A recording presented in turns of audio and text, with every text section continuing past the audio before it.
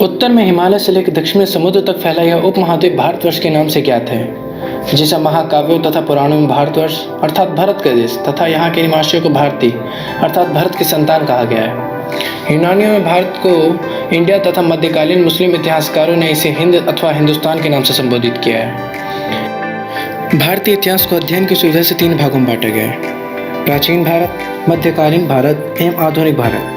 प्राचीन भारतीय इतिहास के विषय में जानकारी मुख्यतः 4 स्रोतों से प्राप्त होती है।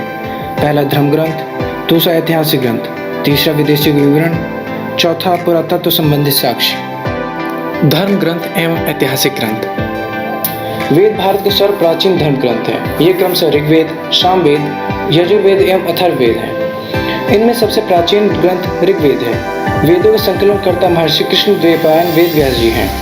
ऋग्वेद में कुल 10 मंडल है, जिसमें कुल 1028 सूक्त तथा 10,462 ऋचाएँ अर्थात श्लोक हैं।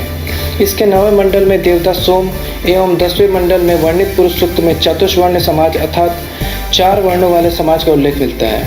ऋग्वेद में इंद्र के लिए 250 तथा अग्नि के लिए 200 श्लोकों की रचना की गई है। वेदों में गद्य एवं पद्य प्रधान वेद यजुर्वेद को माना गया है तथा भारतीय संगीत का जनक सामवेद को माना जाता है।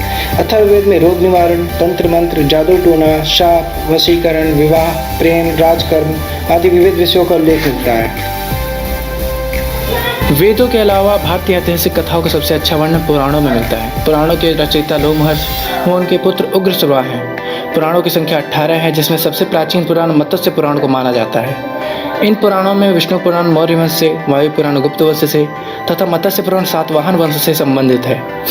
इन सब के अलावा प्राचीन भारत में बहुत सारी स्मृतियाँ भी लिखी गई, जिनमें मनुस्मृति सबसे प्राचीन एवं प्रामाणिक है। विदेशी यात्रियों के विवरण।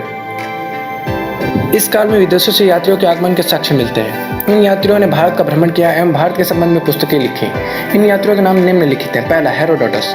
इसे इतिहास का पिता भी कहा जाता है। इसने अपनी पुस्तक हिस्टोरिका में 5वीं शताब्दी ईसा पूर्व के भारत फारस संबंध का वर्णन किया है। मैगस्थनीज, यह सेल्यूकस निकेटर का राजदूत था, जो चंद्रगुप्त मौर्य के दरबार में आया था। इसने अपनी पुस्तक इंडिका में मौर्य युगीन समाज व संस्कृति के बारे में लिखा है। डायमेकस, यह सीरियन राजा अंतियोकस का राजदूत था, जो बिंदुसार के राज दरबार में आया था। इसका विवरण मौर्य युग से संबंधित है। टॉलमी, यह दूसरी शताब्दी में भारत आया था तथा इसने भारत का भूगोल नामक पुस्तक लिखी थी, जिसमें इसने भारत के भौगोलिक परिस्थितियों का वर्णन किया था। प्लिनी, इसने प्रथम शताब्दी में नेचुरल हिस्ट्री नामक पुस्तक लिखी थी। इसमें भारतीय पशु पक्षी, पेड़ पौधे और खनिज पदार्थों के बारे में जानकारी प्राप्त होती थी। फाहियान, यह चीनी यात्री गुप्त नरेश चंद्रगुप्त द्वितीय के दरबार में आया था। इसने अपने विवरण में मध्य प्रदेश के समाज एवं संस्कृति के विषय में वर्णन किया है। वैनसांग, यह हर्षवर्धन के शासनकाल में भारत आया था। यह यहाँ 16 वर्षों तक रहा तथा इसने 6 वर्षों तक नालंदा विश्वविद्यालय में शिक्षा ग्रहण की थी। इसका भ्रमण वृत्तांत CU की नामक पुस्तक में मिलता है, जिसमें इसने 138 देशों के विषय में वर्णन किया है। इसने हर्षकालीन समाज, धर्म एवं राजनीति के विषय में वर्णन किया है। अल-बरूनी, यह महमूद गजनवी के साथ भारत आया था। इसने भारतवासियों से जो सुना उसी के आधार पर अपनी विवरण तहकीक हिंद व किताबुल हिंद नामक पुस्तक में लिखी थी। इसने राजपूत कालीन समाज, धर्म, रीति रिवाज एवं राजनीति आदि का अद्भुत वर्णन किया है।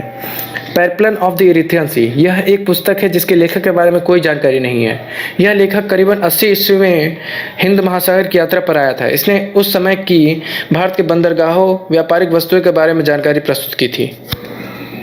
1400 ईसा पूर्व के अभिलेख योगास कोई में वैदिक देवता सोम, वरुण, मित्र, इंद्र और नासत्य आदि के नाम मिलते हैं। मध्य भारत में भागवत धर्म का विकसित होने का प्रमाण राजदूत हेलियोडोरस के बेसनगर गणोत्स्तंभ लेख से प्राप्त होता है।